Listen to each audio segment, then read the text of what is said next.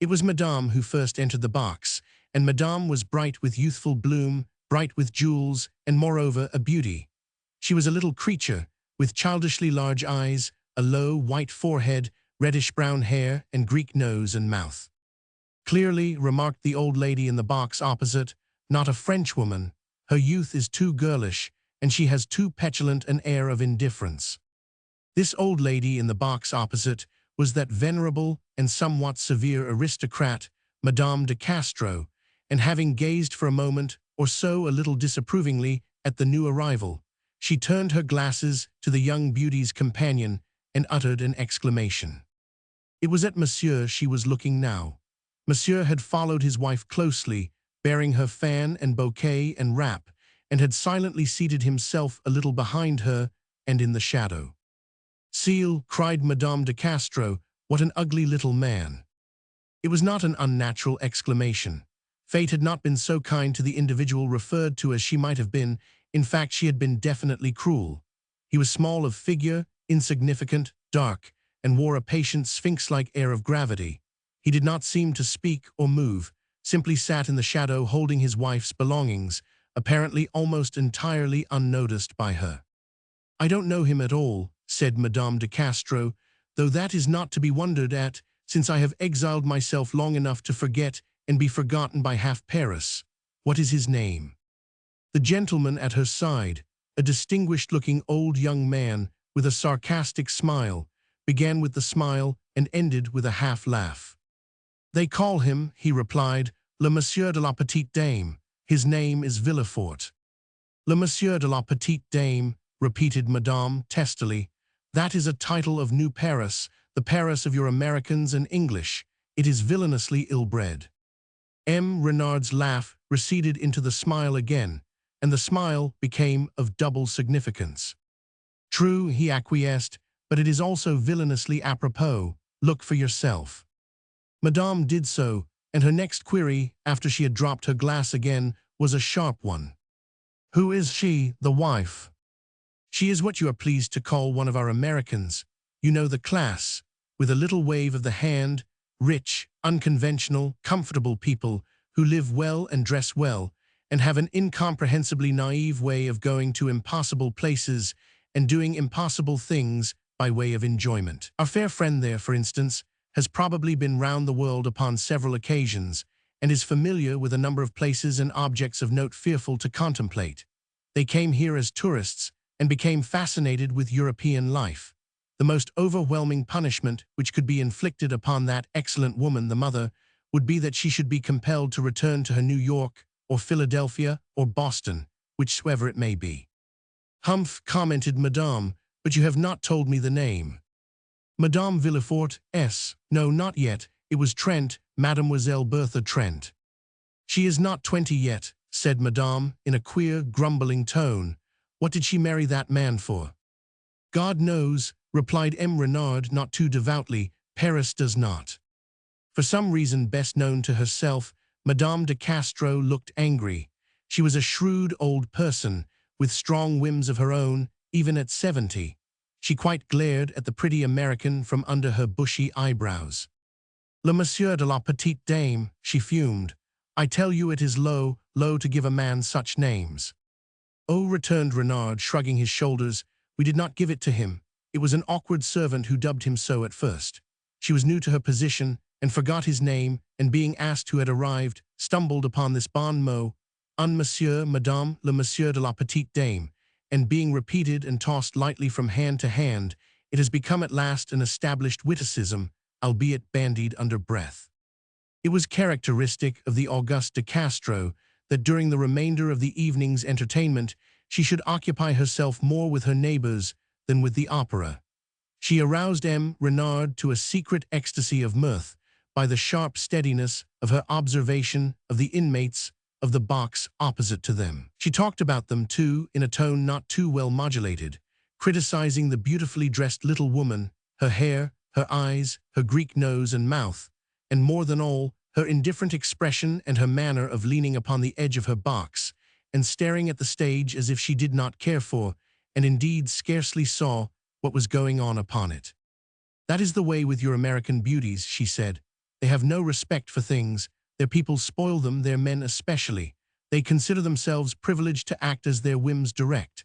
They have not the gentle timidity of Frenchwomen. What French girl would have the sang-froid to sit in one of the best boxes of the Nouvelle Opera and regard, with an actual air of ennui, such a performance as this? She does not hear a word that is sung. "And we hear," bantered M. Renard. "Poof," cried Madame. We are world-dried and weather-beaten. We have not a worm-eaten emotion between us. I am 70, and you, who are 35, are the elder of the two. Bah, at that girl's age I had the heart of a dove." "But that is long ago," murmured M. Renard, as if to himself. It was quite human that he should slightly resent being classed with an unamiable grenadier of 70. "Yes," with considerable asperity, 50 years. Then, with harsh voice and withered face melted suddenly into softness quite naive, "Mon Dieu," she said, 50 years since Arsène whispered into my ear at my first opera that he saw tears in my eyes." It was at this instant that there appeared in the Villefort box a new figure, that of a dark, slight young man of graceful movements, in fact, a young man of intensely striking appearance. M. Villefort rose to receive him with serious courtesy, but the pretty American was not so gracious. Not until he had seated himself at her side and spoken to her did she turn her head and permit her eyes simply to rest upon his face. M. Renard smiled again. "Enter," he remarked in a low tone, "enter M. Ralph Edmonstone, the cousin of Madame." His companion asked no questions, but he proceeded, returning to his light and airy tone. "M. Ralph Edmonstone is a genius," he said. "He is an artist, he is a poet, he is also a writer of subtle prose. His sonnets to Euphrasie, in the day of Euphrasie, awakened the admiration of the sternest critics. They were so tender, so full of purest fire. Some of the same critics also could scarcely choose between these and his songs to Agel in her day or Camille in hers. He is a young man of fine fancies and possesses the amiable quality of being invariably passionately in earnest. As he was serious in his sentiments yesterday, so he will be tomorrow, so he is today." "Today," echoed Madame de Castro, "nonsense." Madame Villefort did not seem to talk much. It was M. Ralph Edmonstone who conversed, and that, too, with so much of the charm of animation that it was pleasurable even to be a mere looker-on. One involuntarily strained one's ears to catch a sentence. He was so eagerly absorbed, so full of rapid, gracefully unconscious and unconventional gesture. "I wonder what he is saying," Madame de Castro was once betrayed into exclaiming. "Something metaphysical about a poem or a passage of music or a picture or perhaps his soul," returned M. Renard. "His soul is his strong point. He pets it and wonders at it. He puts it through its paces, and yet, singularly enough, he is never ridiculous, only fanciful and naive. It is his soul which so fascinates women." Whether this last was true of other women or not, Madame Villefort scarcely appeared fascinated. As she listened, her eyes still rested upon his eager mobile face, but with a peculiar expression, an expression of critical attention, and yet one which somehow detracted from her look of youth, as if she weighed his words as they fell from his lips and classified them, without any touch of the enthusiasm which stirred within himself. Suddenly she rose from her seat. Anna addressed her husband, who immediately rose also. Then she spoke to M. Edmonstone, and without more ado, the three left the box. The young beauty, a little oddly, rather followed than accompanied by her companions, at the recognition of which circumstance Madame de Castro uttered a series of sharp ejaculations of disapproval. "Bah, bah," she cried, "she is too young for such airs, as if she were Madame l'Impératrice herself. Take me to my carriage, I am tired also." Crossing the pavement with M. Renard, they passed the carriage of the Villeforts. Before its open door stood M. Villefort and Edmonstone, and the younger man, with bared head, bent forward speaking to his cousin. "If I come tomorrow," he was saying, "you will be at home, Bertha." "Yes." "Then good night," holding out his hand. "Only I wish so that you would go to the Aylmers instead of home. That protégée of Mrs. Aylmer's, the little singing girl, would touch your heart with her voice. On hearing her, one thinks at once of some shy wild bird high in a clear sky, far enough above earth to have forgotten to be timid." Yes, came quietly from the darkness within the carriage, but I am too tired to care about voices just now. Good night, Ralph. M. Renard's reply of God knows, Paris does not, to Madame de Castro's query as to why Madame Villefort had married her husband, contained an element of truth, and yet there were numbers of Parisian Americans, more especially the young, well-looking and masculine, who at the time the marriage had taken place had been ready enough with sardonic explanations. There are women who are avaricious enough to sell their souls, they cried, and the maternal Trent is one of them. The girl is only to blame for allowing herself to be bullied into the match. But the weak place in this argument, said M. Renard, is that the people are too rich to be greatly influenced by money. If there had been a title, but there was no title. Neither did Bertha Trent comport herself like a cowed creature. She took her place in society as Madame Villefort in such a manner as could give rise to no comment whatever. Only one or two of the restless inquisitive wondered if they had not been mistaken in her. She was, as I have said already, a childishly small and slight creature, the kind of woman to touch one with suggestions of helplessness and lack of will. And yet, notwithstanding this, a celebrated artist, a shrewd, worldly-wise old fellow who had painted her portrait, had complained that he was not satisfied with it because he had not done justice to the obstinate endurance in her eye. It was to her cousin, Ralph Edmund Stone. He had said this with some degree of testiness, and Edmund Stone had smiled and answered, "What, have you found that out? Few people do." At the time of the marriage, Edmund Stone had been in Rome singeing his wings in the light of the eyes of a certain Marchesa, who was his latest poetic passion. She was not his first fancy, nor would she be his last, but she had power enough for the time being to have satisfied the most exacting of women. He was at his banker's when he heard the news spoken of as the latest item from American Paris, and his start, an exclamation of disgust, drew forth some cynical after-comment from men who envied him. Who, he said, with indiscreet impatience, that undersized sphinx of a Villefort, for. But insignificant though he might be, it was M. Villefort who had won, and if he was nothing more, he was at least a faithful attendant.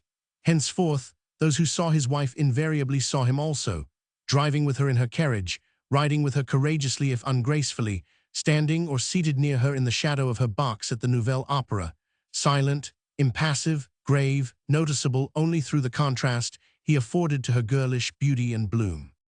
Always there, commented a sharp American belle of mature years, like an ugly little conscience. Edmund Stone's first meeting with his cousin after his return to Paris was accidental. He had rather put off visiting her, and one night, entering a crowded room, he found himself standing behind a girl's light figure and staring at an abundance of reddish-brown hair. When almost immediately the pretty head to which this hair belonged turned with a slow, yet involuntary-looking movement toward him, he felt that he became excited without knowing why. "Ah, Bertha," he exclaimed. She smiled a little and held out her hand, and he immediately became conscious of M. Villefort being quite near and regarding him seriously. It was the perverseness of fate that he should find in Bertha Villefort even more than he had once seen in Bertha Trent, and there had been a time when he had seen a great deal in Bertha Trent. In the Trent household, he had been a great favorite. No social evening or family festivity had seemed complete without his presence. The very children had felt that they had a claim upon his good humor and his tendency to break forth into whimsical frolic. Good Mrs. Trent had been wont to scold him and gossip with him. He had read his sonnets and metaphysical articles to Bertha, and occasionally to the rest. In fact, his footing in the family was familiar and firmly established. But since her marriage, Bertha had become a little incomprehensible, and on that account a little more interesting. He was sure she had developed, but could not make out in what direction. He found occasion to reproach her sometimes with the changes he found in her. "There are times when I hardly know you," he would say. "You are so finely orthodox and well-controlled. It was not so with you once, Bertha. Don't become that terrible thing, a fine lady, and worse still, a fine lady who is disillusioning." It baffled him that she never appeared much moved by his charges. Certainly she lived the life of a fine lady, a brilliant life, a luxurious one, a life full of polite dissipation. Once, when in a tenderly fraternal mood, He reproached her with this also. She laughed at him frankly. "It is absinthe," she said. "It is my absinthe at least, and who does not drink a little absinthe of one kind or another?" He was sincerely convinced that from this moment he understood and had the right to pity and watch over her. He went oftener to see her. In her presence, he studied her closely. Absent, he brooded over her. He became impatiently intolerant of M. Villefort and prone to condemn him, he scarcely knew for what. "He has no dignity, no perception," was his parental decision. "He has not even the delicacy to love her, or he would have the tenderness to sacrifice his own feelings and leave her to herself. I could do it for a woman I loved." But M. Villefort was always there, gravely carrying the shawls, picking up handkerchiefs, and making himself useful. "Imbecile," muttered M. Renard under cover of his smile and his mustache, as he stood near his venerable patroness the first time she met the Villeforts. "Blockhead," stealthily ejaculated that amiable aristocrat, but though she looked grimly at M. Villefort, M. Renard was uncomfortably uncertain that it was he to whom she referred. "Go and bring them to me," she commanded. "Go and bring them to me before someone else engages them. I want to talk to that girl."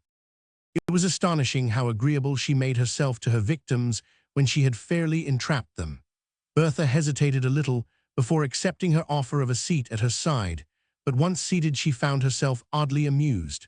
When Madame de Castro chose to rake the embers of her 70 years, many a lively coal discovered itself among the ashes. Seeing the two women together, Edmondstone shuddered in fastidious protest. "How could you laugh at that detestable old woman?" he exclaimed on encountering Bertha later in the evening. "I wonder that M. Villefort would permit her to talk to you. She is a wicked, cynical creature who has the hardihood to laugh at her sins instead of repenting of them."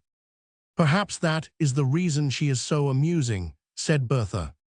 Edmondstone answered her with gentle mournfulness. "What," he said, "have you begun to say such things, you too, Bertha?"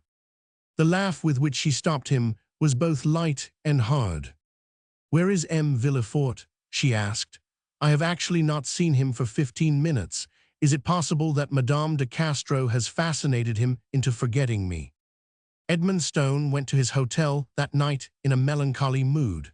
He even lay awake to think what a dreary mistake his cousin's marriage was. She had been such a tender and easily swayed little soul as a girl, and now it really seemed as if she was hardening into a woman of the world.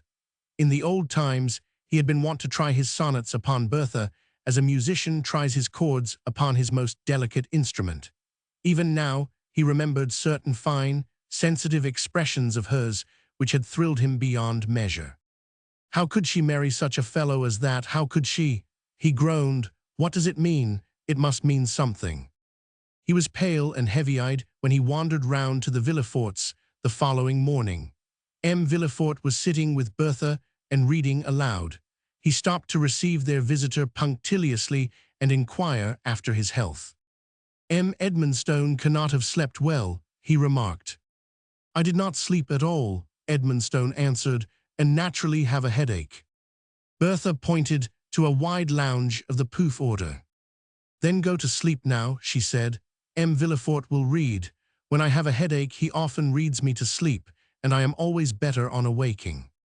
Involuntarily, Edmondstone half frowned. Absurdly enough, he resented in secret this amiability on the part of M. Villefort toward his own wife. He was quite prepared to be severe upon the reading, but was surprised to be compelled to acknowledge that M. Villefort read wondrously well, and positively with hints of delicate perception. His voice was full and yet subtly flexible. Edmondstone tried to protest against this also, but uselessly. Finally he was soothed, and from being fretfully wide awake suddenly passed into sleep as Bertha had commanded. How long his slumber lasted he could not have told. All at once he found himself aroused and wide awake as ever. His headache had departed, his every sense seemed to have gained keenness. M. Villefort's voice had ceased, and for a few seconds utter, dead silence reigned. Then he heard the fire crackling, and shortly afterward a strange, startling sound, a sharp, gasping sob. The pang which seized upon him was strong indeed. In one moment he seemed to learn 1,000 things by intuition, to comprehend her, himself, the past. Before he moved, he He knew that Villefort was not in the room, and he had caught a side glimpse of the pretty blue of Bertha's dress. But he had not imagined the face he saw when he turned his head to look at her. She sat in a rigid attitude, leaning against the high, cushioned back of her chair, her hands clasped above her head. She stared at the fire with eyes wide and strained with the agony of tears unshed, and amid the rush of all other emotions, he was peculiarly conscious of being touched by the minor one of his recognition of her look of extreme youth, the look which had been wont to touch people in the girl, Bertha Trent. He had meant to speak clearly, but his voice was only a loud whisper when he sprang up, uttering her name. Bertha, Bertha, Bertha, as he flung himself upon his knees at her side. Her answer was an actual cry, and yet it reached no higher pitch than his own intense whisper. "I thought you were asleep." Her hands fell, and he caught them. His sad, impassioned face bowed itself upon her palms. "I am awake, Bertha," he groaned. "I am awake at last." She regarded him with a piteous, pitying glance. She knew him with a keener, sadder knowledge than he would ever comprehend, but she did not underestimate the depth of his misery at this one overwhelming moment. He was awake indeed, and saw what he had lost. "If you could but have borne with me a little longer," he said. "If I had only not been so shallow and so blind, if you could but have borne with me a little longer." "If I could but have borne with myself a little longer," she answered. "If I could but have borne a little longer with my poor, base pride, because I suffered myself, I have made another suffer too." He knew she spoke of M. Villefort, and the thought jarred upon him. "He does not suffer," he said. "He is not of the fibre to feel pain." And he wondered why she shrank from him a little, and answered with a sad bitterness, "Are you sure you did not know that?" "Forgive me," he said brokenly, the face he lifted, haggard with his unhappiness. "Forgive me, for I have lost so much." She wasted few words and no tears. The force and suddenness of his emotion and her own had overborne her into this strange, unmeant confession, but her mood was unlike his. It was merely receptive. She listened to his unavailing regrets, but told him little of her own past. "It does not matter," she said drearily. "It is all over, let it rest. The pain of today and tomorrow is enough for us. We have borne yesterday, why should we want it back again?" And when they parted, she said only one thing of the future. "There is no need that we should talk. There is nothing for us beyond this point. We can only go back. We must try to forget and be satisfied with our absinthe." Instead of returning to his hotel, Edmondstone found his way to the Champs-Élysées and finally to the boys. He was too wretched to have any purpose in his wanderings. He walked rapidly, looking straight before him and seeing nobody. He scarcely understood his own fierce emotions. Hitherto his fancies had brought him a vague rapture. Now he experienced absolute anguish. Every past experience had become trivial. What happiness is so keen as one's briefest pain? As he walked, he lived again the days he had thrown away. He remembered 1,000 old, yet new, phases of Bertha's girlhood. He thought of times when she had touched or irritated or pleased him. When he had left Paris for Rome, she had not bidden him goodbye. Jenny, her younger sister, had told him that she was not well. "If I had seen her then," he cried inwardly, "I might have read her heart and my own." M. Renard, riding a very tall horse in the boys, passed him and raised his eyebrows at the sight of his pallor and his fagged yet excited look. "There will be a new sonnet," he said to himself, "a sonnet to despair or melancholy or loss." Afterward, when society became a little restive and eager, M. Renard looked on with sardonic interest. "That happy man, M. Villefort," he said to Madame de Castro, "is a good soul, a good soul. He has no small jealous follies, and his smile was scarcely a pleasant thing to see." "There is nothing for us beyond this past," Bertha had said, and Edmondstone had agreed with her hopelessly. But he could not quite break away. Sometimes for a week the Villeforts missed him, and then again they saw him every day.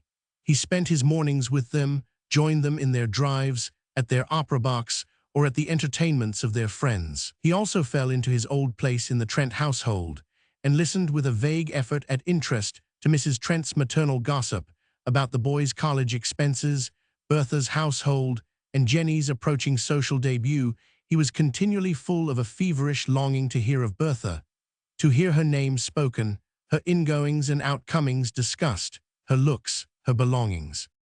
"The fact is," said Mrs. Trent, as the winter advanced, "I am anxious about Bertha. She does not look strong. I don't know why I have not seen it before, but all at once I found out yesterday that she is really thin. She was always slight and even a little fragile, but now she is actually thin. One can see the little bones in her wrists and fingers. Her rings and her bracelets slip about quite loosely." "And talking of being thin, Mother," cried Jenny, who was a frank, bright 16-year-old, "look at Cousin Ralph himself. He has little hollows in his cheeks, and his eyes are as much too big as Bertha's. Is the sword wearing out the scabbard, Ralph? That is what they always say about geniuses, you know." "Ralph has not looked well for some time," said Mrs. Trent. "As for Bertha, I think I shall scold her a little, and M. Villefort too. She has been living too exciting a life. She is out continually. She must stay at home more and rest. It is rest she needs." "If you tell Arthur that Bertha looks ill," began Jenny.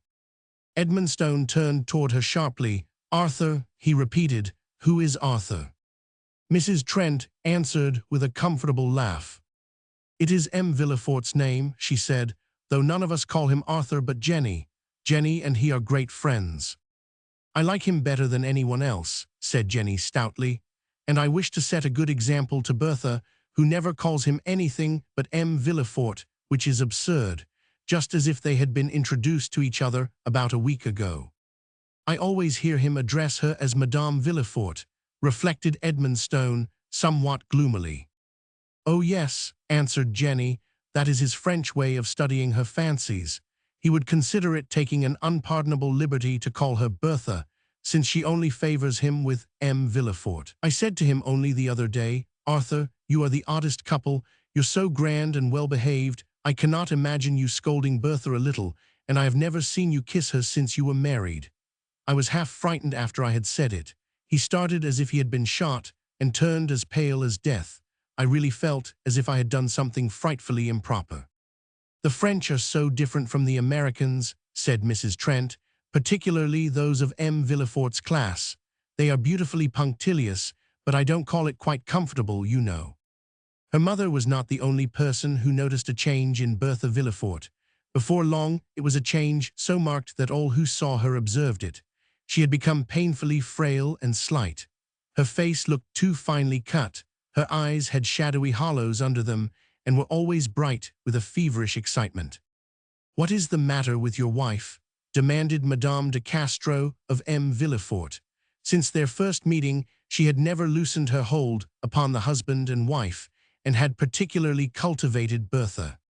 There was no change in the expression of M. Villefort, but he was strangely pallid as he made his reply.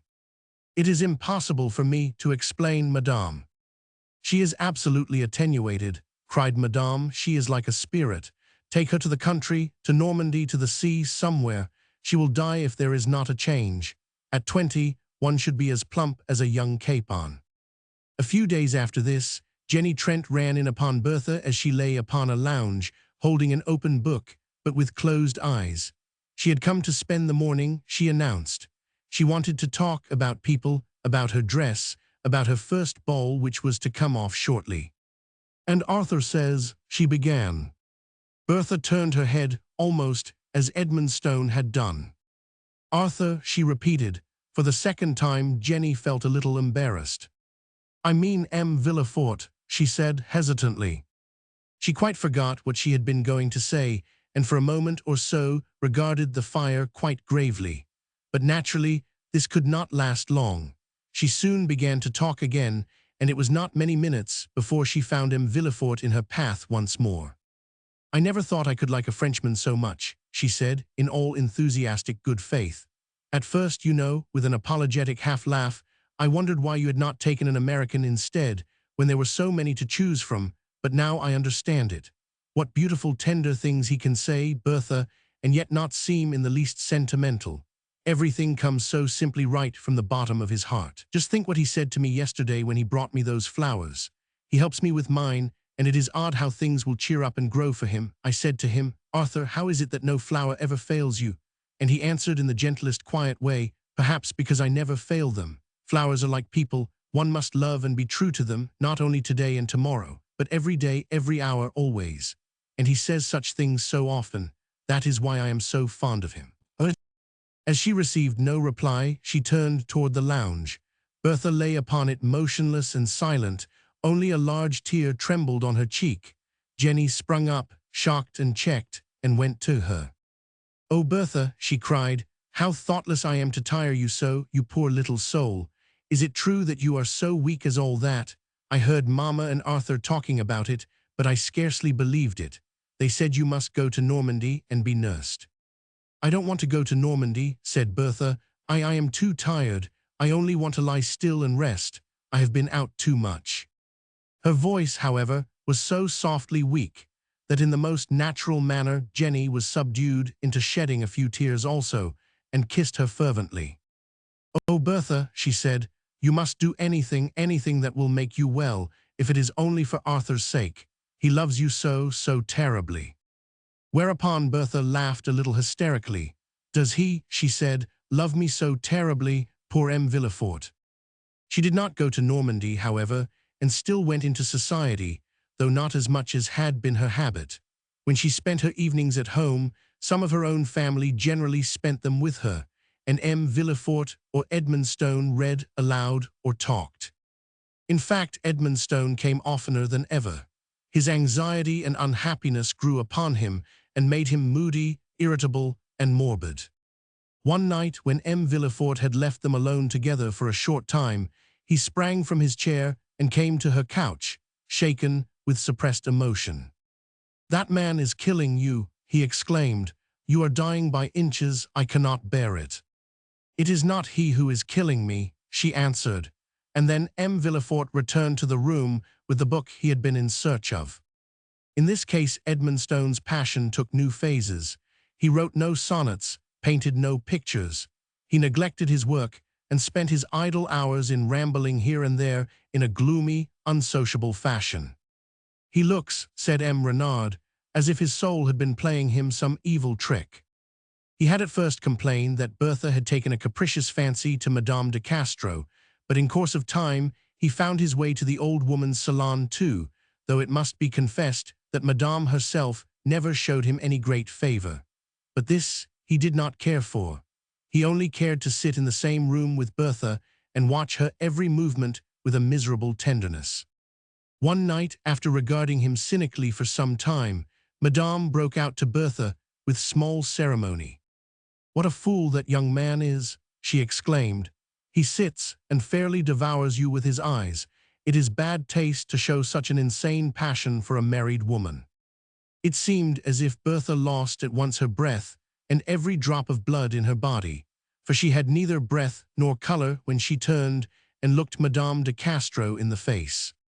"Madame," she said, "if you repeat that to me, you will never see me again, never."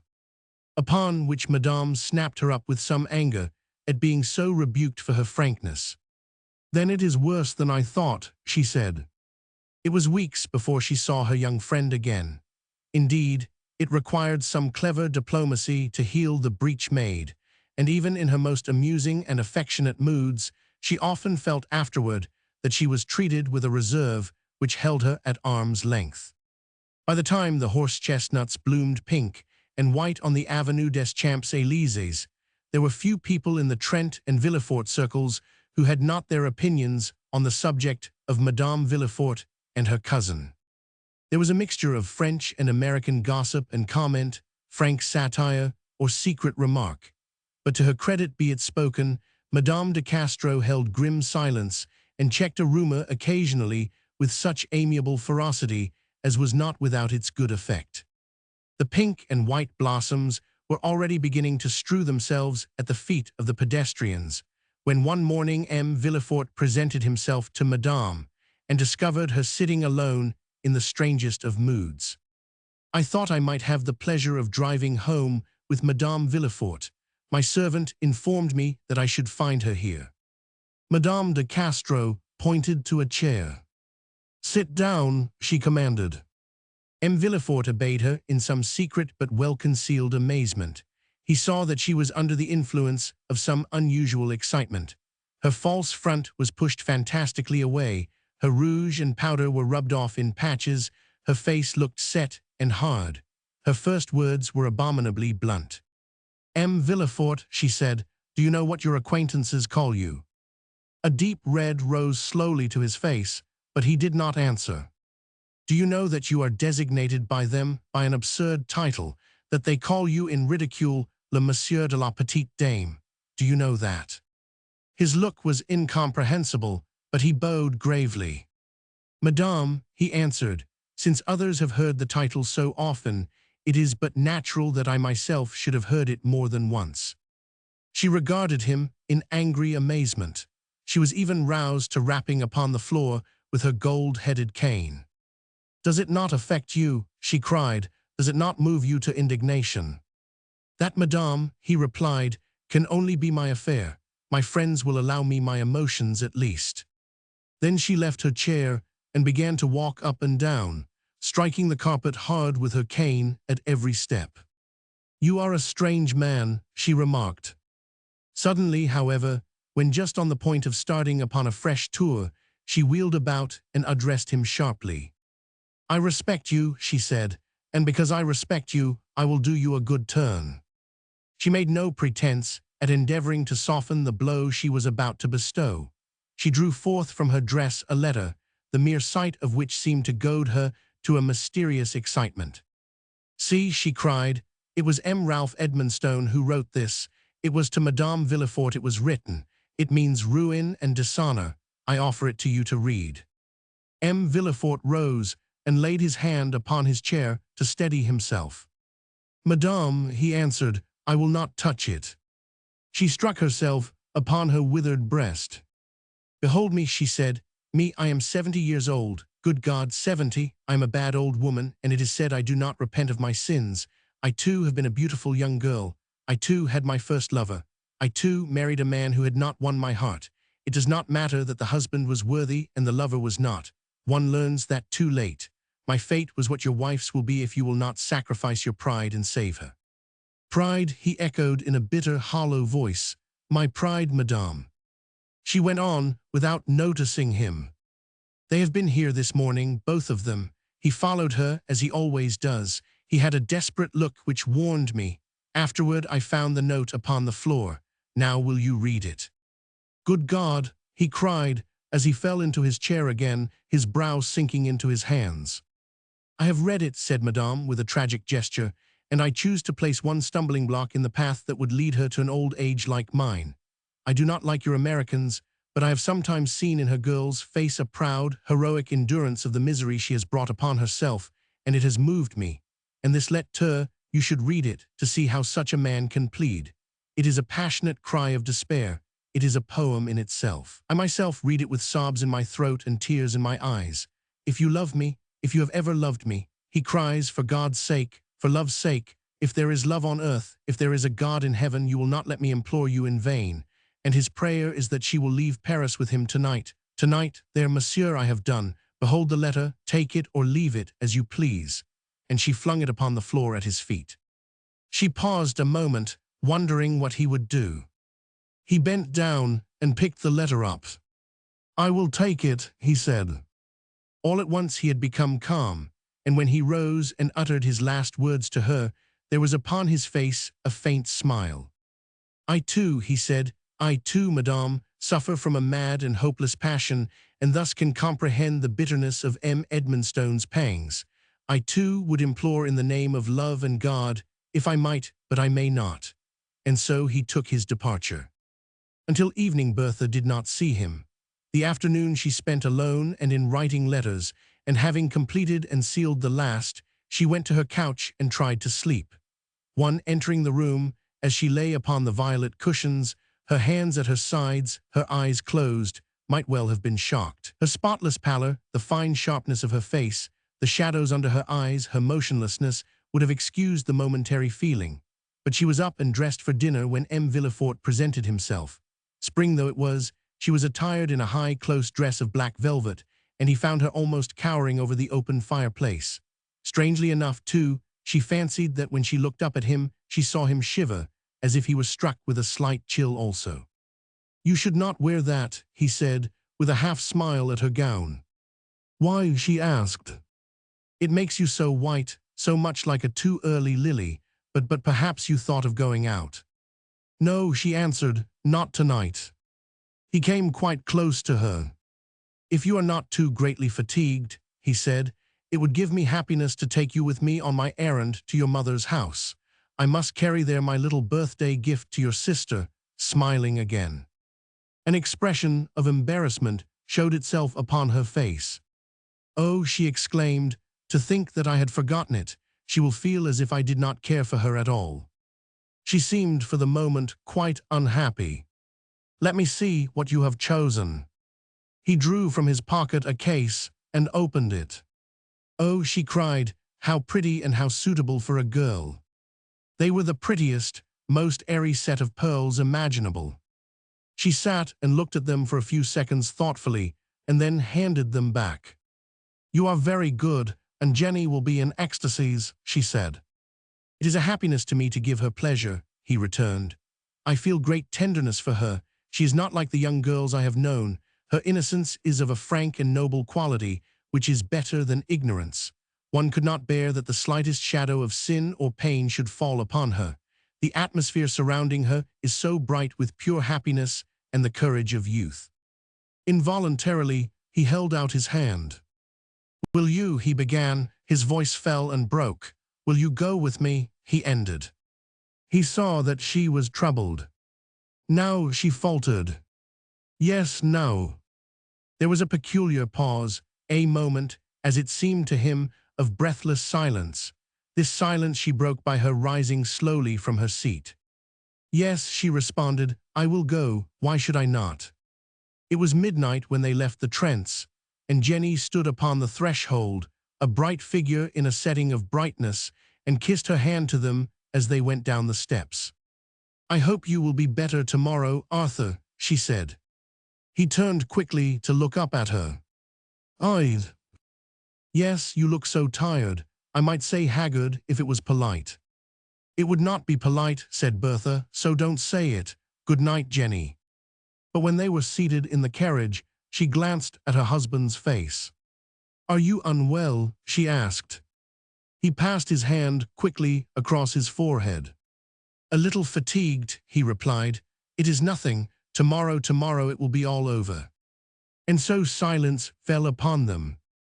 As they entered the drawing-room, a clock chimed the half-hour.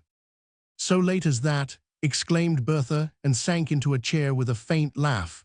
"Why, today is over," she said. "It is tomorrow." M. Villefort had approached a side table. Upon it lay a peculiar-looking oblong box. "Ah," he said softly, "they have arrived." "What are they?" Bertha asked. He was bending over the box to open it, and did not turn toward her as he replied. "It is a gift for a young friend of mine, a brace of pistols. He has before him a long journey in the East, and he is young enough to have a fancy for firearms." He was still examining the weapons when Bertha crossed the room on her way upstairs, and she paused an instant to look at them. "They are very handsome," she said. "One could almost wear them as ornaments." "But they would have too threatening a look," he answered lightly. As he raised his eyes, they met hers. She half started backward, moved by a new sense of the haggardness of his face.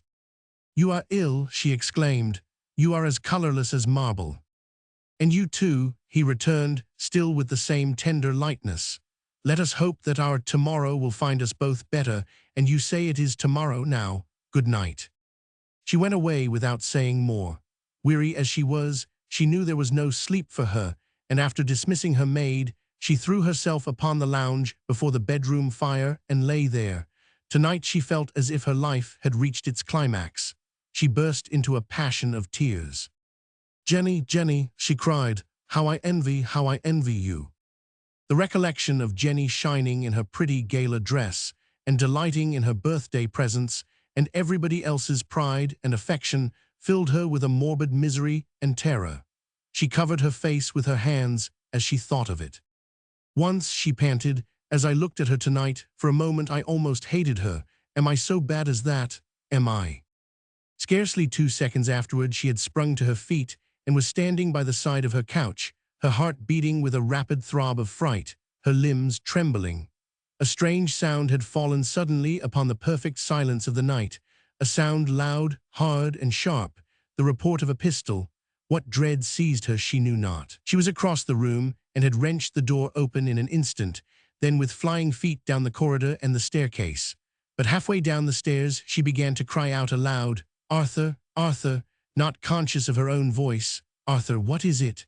The door of the drawing-room flew open before the fierce stroke of her palm.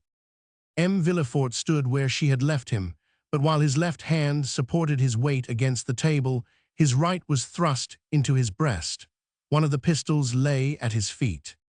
She thought it was Death's self that confronted her in his face, but he spoke to her, trying faintly to smile. "Do not come in," he said. "I have met with an accident. It is nothing. Do not come in. A servant." His last recollection was of her white face and white draperies as he fell, and somehow, dizzy, sick, and faint as he was, he seemed to hear her calling out, in a voice strangely like Jenny's, "Arthur, Arthur." In less than half an hour the whole house was astir. Upstairs physicians were with the wounded man, downstairs Mrs. Trent talked and wept over her daughter after the manner of all good women. She was fairly terrified by Bertha's strange shudderings, quick, strained breath, and dilated eyes. She felt as if she could not reach her, as if she hardly made herself heard. "You must calm yourself, Bertha," she would say. "Try to calm yourself. We must hope for the best. Oh, how could it have happened?" It was in the midst of this that a servant entered with a letter, which he handed to his mistress. The envelope bore upon it nothing but her own name. She looked at it with a bewildered expression. "For me," she said. "It fell from Monsieur's pocket as we carried him upstairs," replied the man. "Don't mind it now, Bertha," said her mother. "Ah, poor M. Villefort." But Bertha had opened it mechanically and was reading it. At first it seemed as if it must have been written in a language she did not understand, but after the first few sentences a change appeared. Her breath came and went more quickly than before, a kind of horror grew in her eyes. At the last she uttered a low, struggling cry. The paper was crushed in her hand. She cast one glance around the room, as if in bewildering search for refuge, and flung herself upon her mother's breast. "Save me, mother," she said. "Help me. If he dies now, I shall go mad." Afterward, in telling her story at home, good Mrs. Trent almost broke down. "Oh, Jenny," she said, "just to think of the poor fellow's having had it in his pocket then. Of course I did not see it, but one can fancy that it was something kind and tender, perhaps some little surprise he had planned for her. It seemed as if she could not bear it." M. Villefort's accident was the subject of discussion for many days. He had purchased a wonderful pair of pistols as a gift for a young friend. How it had happened that one had been loaded none knew. It was just possible that he had been seized with the whim to load it himself. At all events, it had gone off in his hands. An inch, nay, half an inch to the right, and Madame Villefort, who flew downstairs at the sound of the report, would only have found a dead man at her feet. "Ma foi," said M. Renard, repressing his smile. "This is difficult for Monsieur, but it may leave la Petite Dame at liberty."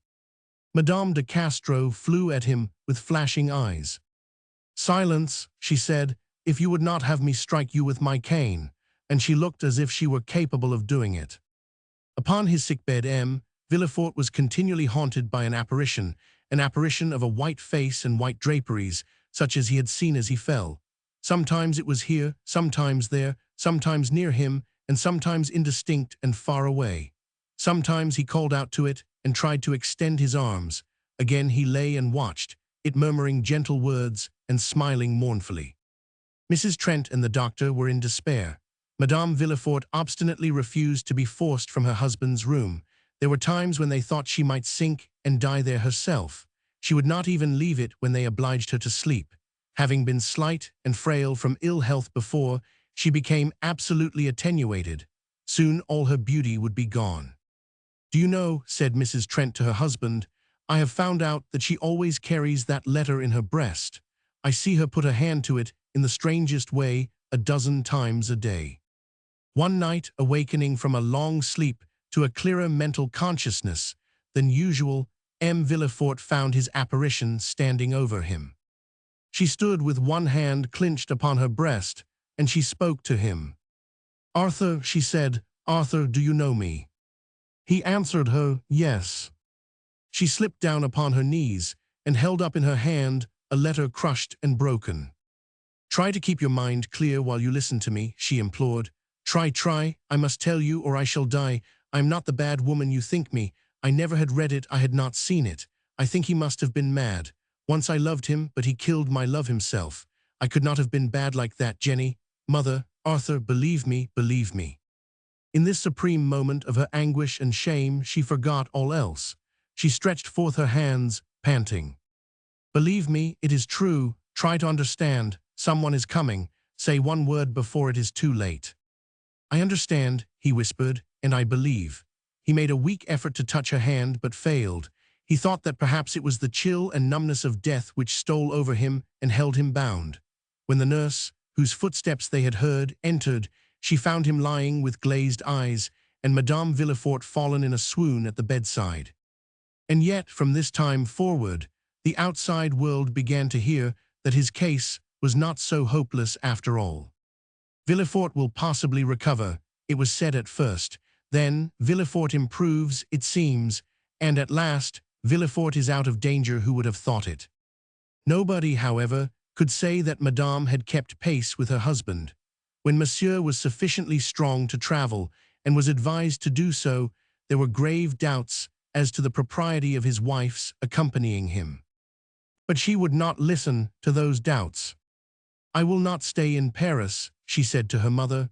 "I want to be free from it, and Jenny has promised to go with us."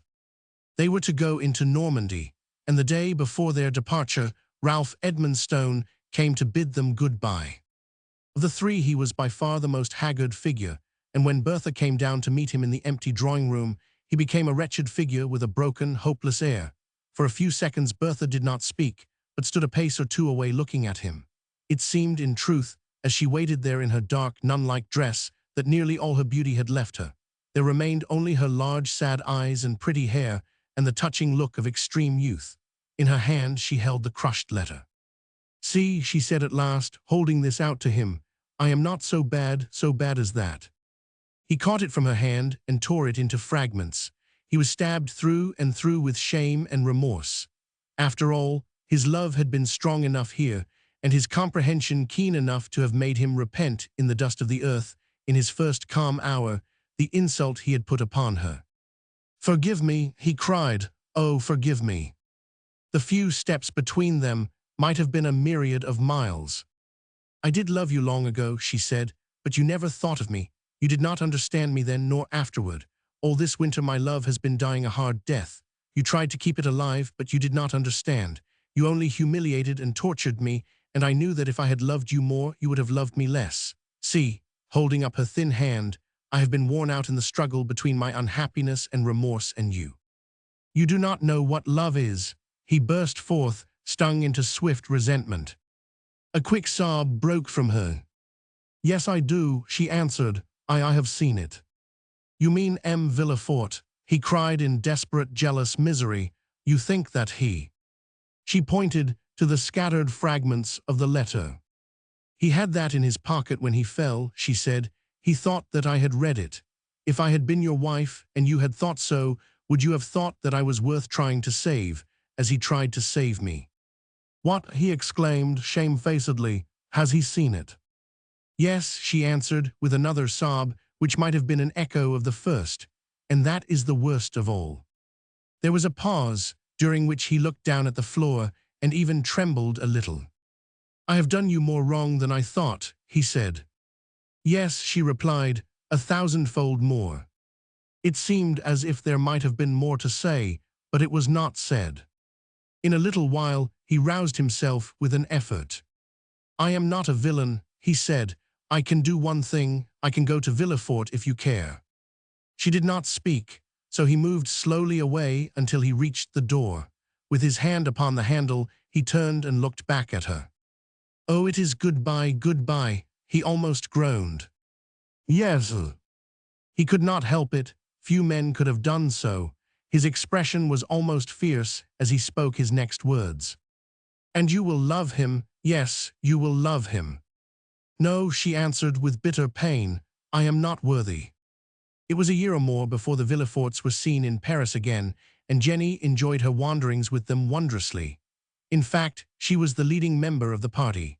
She took them where she chose, to queer places, to ugly places, to impossible places, but never from first to last to any place where there were not, or at least had not been, Americans as absurdly erratic as themselves. The winter before their return they were at Genoa, among other places, and it was at Genoa that one morning, on opening a drawer, Bertha came upon an oblong box, the sight of which made her start backward and put her hand to her beating side. M. Villefort approached her hurriedly. An instant later, however, he started also and shut the drawer. "Come away," he said, taking her hand gently. "Do not remain here." But he was pale, too, and his hand was unsteady. He led her to the window and made her sit down. "Pardon me," he said, "I should not have left them there." "You did not send them to your friend," she faltered. "No." He stood for a moment or so, and looked out of the window at the blue sea which melted into the blue sky, at the blue sky which bent itself into the blue sea, at the white sails flecking the deep azure, at the waves hurrying in to break upon the sand.